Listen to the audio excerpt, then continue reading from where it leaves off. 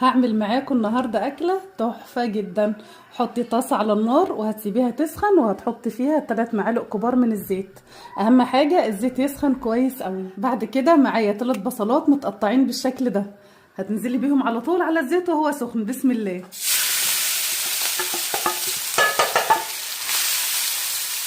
وهاخد على البصل رشه ملح. بسم الله. هنقلب البصله، محتاجه البصله تدبل وتتكرمل معانا. وطبعا ما تنسيش تقلبي البصله من وقت للتاني. واول ما تبدا تكرمل معانا وتدبل بالشكل ده، هناخد البصله على جوانب الطاسه اللي بتشتغلي فيها. محتاجه بقى ايه؟ شويه زيت يجولي هنا في ارضيه الطاسه في النص. ليه؟ هقولك دلوقتي ليه. بصي يا ست الكل، انا معايا في العلبه دي توم، دقه توم مع فلفل اخضر مع فلفل احمر.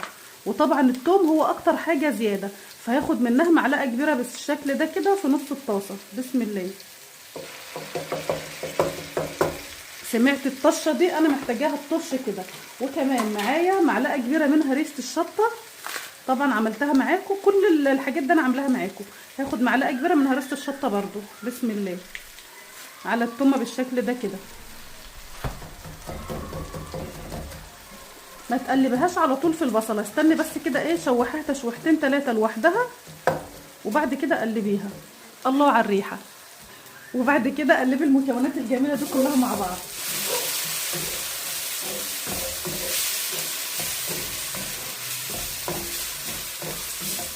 بص بقى يا ست الكل، بالنسبه للتوابل هناخد اول حاجه الملح. معايا معلقه صغيره من الملح. هنا معايا فلفل اسود وكمون، هاخد نص معلقه صغيره من الفلفل الاسود ومعلقه صغيره من الكمون وهقلب.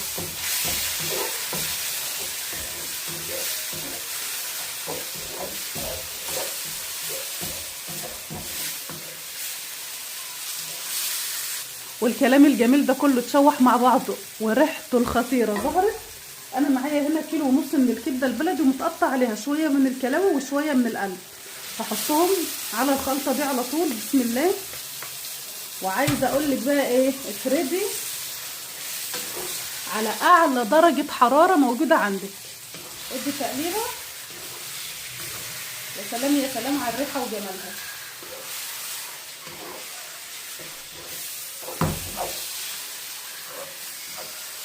سيبيها بقى كده على اعلى درجه حراره، ما تقلبيش على طول. بس ما ننساش نضيف عليها معلقه كبيره من بهارات الكبده، بتجيبيها من عند اي عطار، وهتشمي اطيب ريحه لألذ كبده. وبعد شويه اديها تقليبه. بسم الله. الله الله.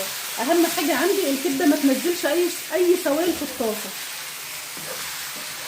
تقليبه كده وبرضه هتسيبيها على اعلى نار عندك. الله على الريحه. لو بتشوفيني لاول مره يا ريت تعملي متابعه للصفحه وتحطي اللايك وتكتبي كومنت من عندك، علشان خاطر يوصلك كل الوصفات السهله البسيطه اللذيذه اللي احنا بنعملها. بعد مرور وقت بسيط ما شاء الله الكبده زي ما انت شايفه كده غيرت لون كلها، وما شاء الله ريحتها خطيره.